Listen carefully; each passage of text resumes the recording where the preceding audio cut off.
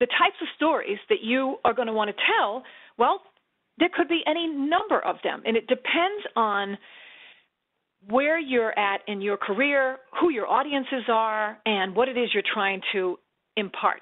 So it's an art and a science, and there's no shortage of ways to catalog them.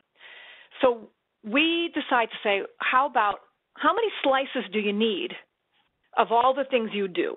That's the first question. And then, of course, that means you know how many audiences you have, how many products or services you're trying to share. And then again, how do you adapt your content for a board presentation versus, let's say, a town hall meeting? And because we only have an hour, we're simply going to mention that audience analysis is an important element to business storytelling. Once you understand your audience's needs, you're going to be both effective and efficient with your time in categorizing your stories. So we'd like to give you a shot at this. We think will be much easier for you to start categorizing. And here are just a few ways that you might have seen or already tried to slice and dice the tomato. The first one is the 5 W's, so who, where, what, why, when. And the next possible cut at it could be the fun, poignant, scary, silly, or eureka stories. And then another one is past, present, and future, which I believe every organization and every business professional probably needs at some point. And that's all well and good. But for our purposes, we're focused on business storytelling that leads to you achieving your results. So we'd like to suggest a set of story buckets that your organization could start filling up and uploading those stories to your shared drive, because we all know we love to use the shared drive. You want to start us off, Charlotte? Yes, of course. I'd be happy to. First and foremost, we believe that the founder's story is the most essential story you have to get down. And this can cover a lot of ground for your organization. You can use it to onboard new employees, to establish credibility with a prospective client, and to remind your team members of the legacy that they are a part of. Barbara told our founder's story when we introduced ourselves, and for those of you who missed it, you missed our girl band story. But founder stories are essentially about trust and purpose and answer the who am I question, which speaks to credibility and trust, and the why am I here and what's my purpose question. And the best founder story are easily told, they're memorable, and they provide a backbone for the organization. And one of our favorite stories belongs to Richard Branson. If you've heard it, hang in there, and how he started Virgin Airlines. It's fascinating. So it was the 1970s. Richard Branson was in his mid-20s, and he was in love. He was flying to meet a woman in the Virgin Islands, and his flight got canceled for mechanical or maintenance reasons, but he was really determined. So he chartered a private plane, and because he couldn't afford it himself, he found a chalkboard and wrote Virgin Airlines, $29 on it. He walked around the terminal and proceeded to sell the seats, all the seats, to all the other stranded passengers. And this is Virgin Airlines founder's story. And it's such a great story because we relate so deeply to this motivation. Most of us have experienced that desperate need to get to the one we love. The who am I aspect of Branson's story really resonates. And with sort of necessity being the mother of invention here, Branson uncovered a market and harnessed his purpose with a consumer need. So there is a founder's story in every one of your companies. And so I ask you, do you know it? Do you tell it? It's the first and most fundamental story your company has to organize. Next, Barbara. Category 2, or bucket 2, is the vision story. Now, vision stories help your team and your clients answer questions like, why would people want to join our team? Or why should we work harder in a recession? Or why does this product need to exist? Or, as one of our recent clients asked, why should the board give me $40 million to expand the company? Now, if that's a person who needs a story, yeah, I think so. The purpose of vision stories is to inspire others to act, to keep the listener focused on the ultimate goal, and to help in times of difficulty or stress. So the vision story answers the WIIFM, or what's in it for me question. And it should always answer why. Now, vision stories can be either aspirational or in some cases, maybe you can appreciate this, they can be eye-rolling, groan-inducing. But we feel strongly that every organization needs to find ways to make their people and organization's goals feel essential. And I remember working for an organization back in Boston whose founder always told the same story of how he found his CEO to run the startup phase of this brand new company. And every time he told the story, the central message was this: the CEO turned out to be, quote unquote, a gift from God. And if he had not found that particular person to run the startup, the company wouldn't exist today. Now, as staff members of this organization, whenever we sensed this story coming, one of us would invariably turn and mumble, "Oh, God, here it comes, the gift from God story." But the truth is, in our heart of hearts, we were all grateful that the CEO was so skilled and was successful in growing the organization. And in the end, even with the groan-inducing part of it, we had to somewhat smile. And, of course, we were grateful for the fact that we all had this great work to do.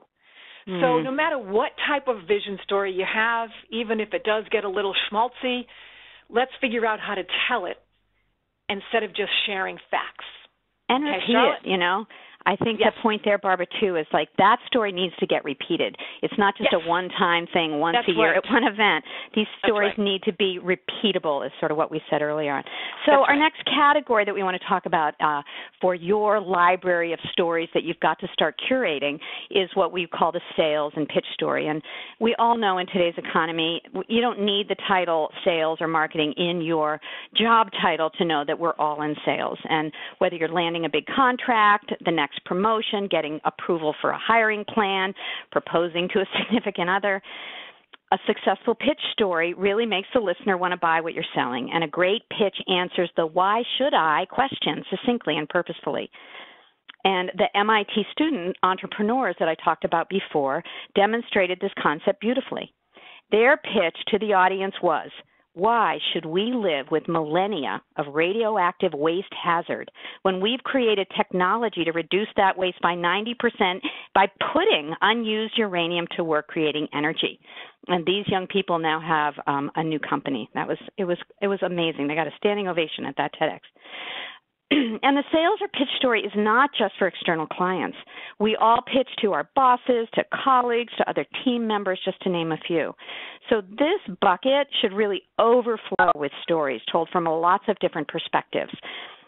In our workshops, we spend a lot of time in this space, and we are going to offer a formula to uncover these secrets later on. Barbara. Great. We are on to bucket number 4, which is the customer-client story.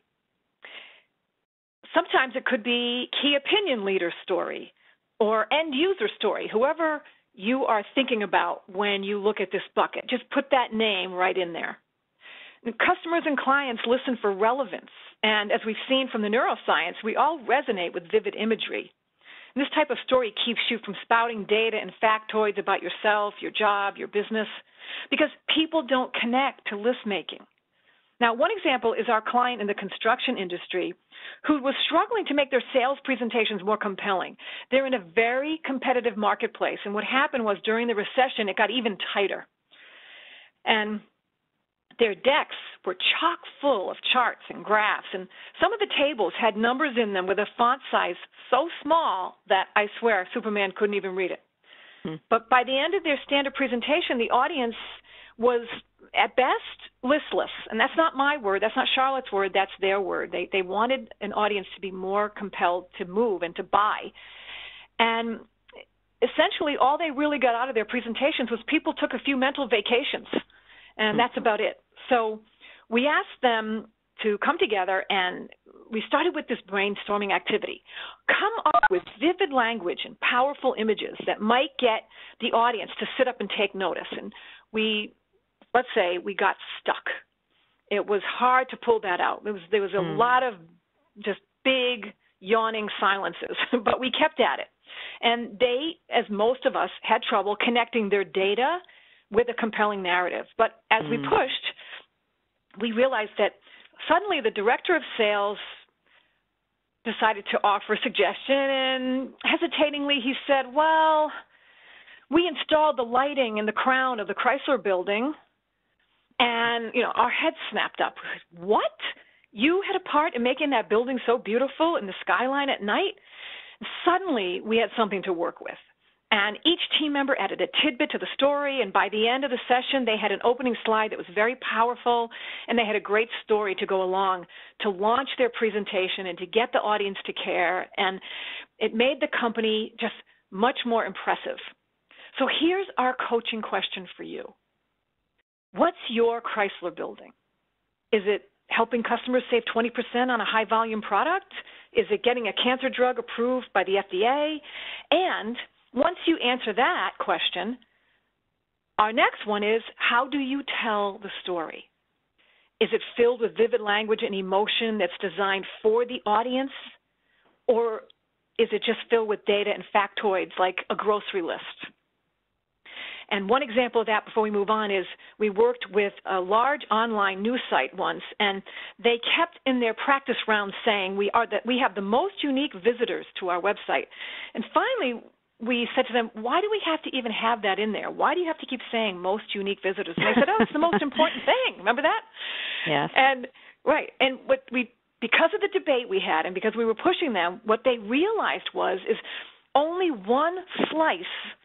Remember the tomato? Only one slice needed to hear that, and that was the potential advertiser who might buy an ad. They care about the holy grail of many eyeballs.